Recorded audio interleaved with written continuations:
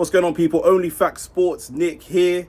Arsenal just beat Real Madrid. They just done it. Do you know what I'm saying? I predicted it would happen. Man, them didn't believe me, but I was right. Do you know what I mean? I was exactly right. I said Marino was going to drop into the midfield, give us an extra body. We're going to try and hit them on the counter with Martinelli, with Saka. That's exactly how I predicted it was going to go, and that's exactly what's happened. 2-1, spot on prediction from me. I'm not going to lie. The 3-0 at the Emirates, I didn't see that coming, I'll be honest.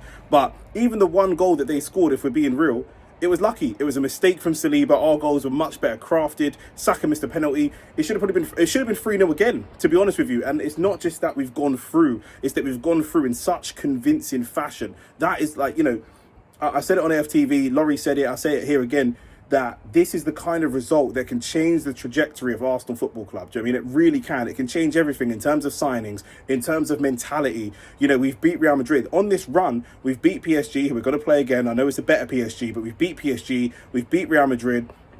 You know, there's nothing, you know, nothing stopping us. The game against PSG will be a great game. It's going to be a really, really good game, but we should get through PSG. They attack a lot.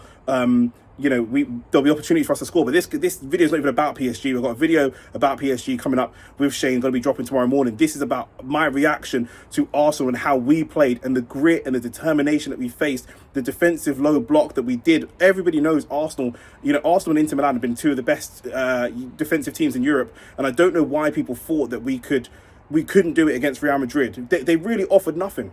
They didn't offer anything. All they offered was crosses. Literally, all they did was cross the ball into the box. And when they needed creativity, all they did is offer more and more different types of crosses. They brought Modric on. He's crossing into the box. They brought Vasquez. Vasquez had one good cross. He cut in on his left foot, crossed into the box.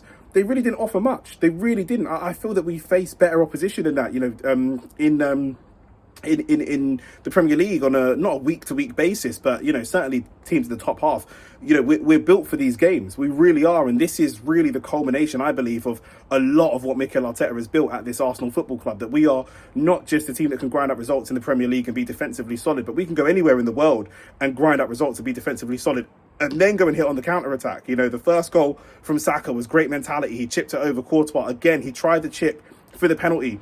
I think he bottled the penalty. I'll be honest. I do think he bottled it. He stood there. He looked at Courtois. He needed to pick a corner. He couldn't pick a corner. He tried to do something different. He looked at maybe Rice's free kicks and things. Tried to create something of a moment. That moment didn't come off for him. But then he gets another opportunity. And I really felt when he missed the penalty, I said, listen, he's going to score, because we know about Saka. We know about his redemption arcs. We know about his mentality. We've seen him miss a penalty at England. We saw what happened afterwards. He comes back even better every time. He missed that penalty. He came back even better.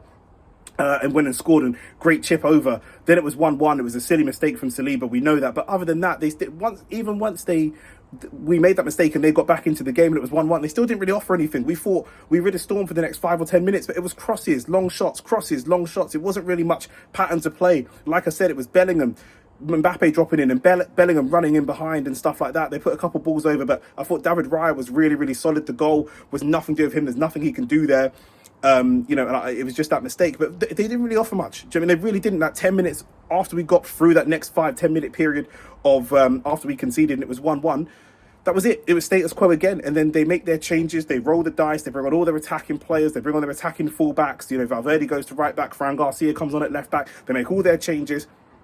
Still couldn't put a dent in Arsenal. Could not put a dent in Arsenal. 180 minutes we played against Real Madrid. They did not look like scoring at all. You know, we could have played that game for 10 days. It didn't look like they were scoring anytime soon. They really, really didn't. And that's with Kivior. I want to give Kivior a massive shout out, because if anything, it was Saliba today that looked a bit shaky, not just for the goal, but a couple of little mistakes here and there. But it's fine. It was still a good performance from Saliba, but Kivior was spotless. He was brilliant today. Absolutely brilliant.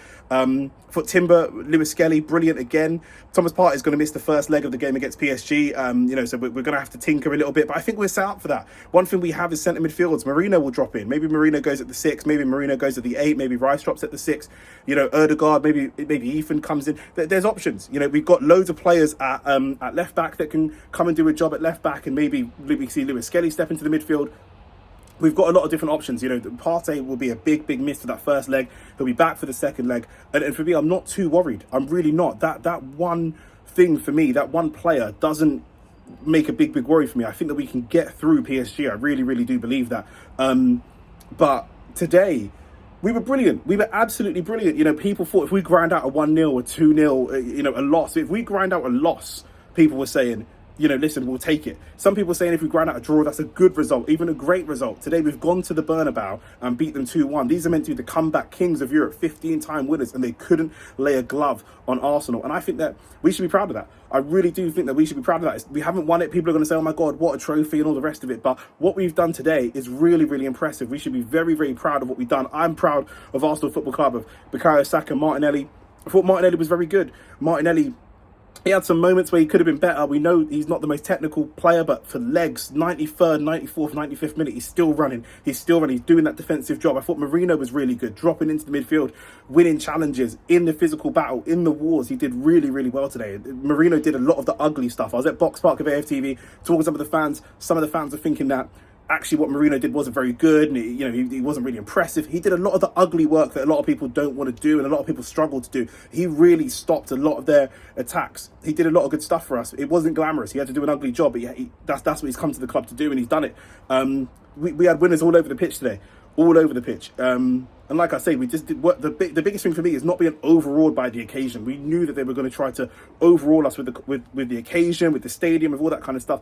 We stayed resolute. We stayed there. I think Declan Rice across the 2 games has been the best player on the pitch. The best Declan Rice, best player on the pitch against Real Madrid.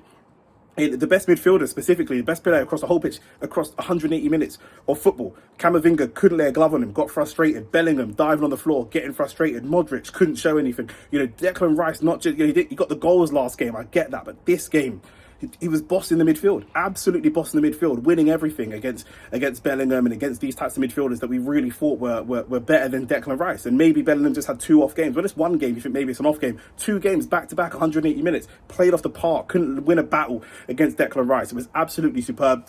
And we've got to give Declan Rice his credit. Do you know what I'm saying? We've got to give Declan Rice his credit. So we're into the semi-final. That's all I've got time for right now. Let me know, I'm saying we're on the rooftop settings. We're celebrating Wednesday night. We're celebrating on the rooftop. Do you know what I'm saying? That's just what it is. Arsenal into the Champions League semi-final for the first time in nearly 2 decades. Do you know what I'm saying? We've got to celebrate that. Come on.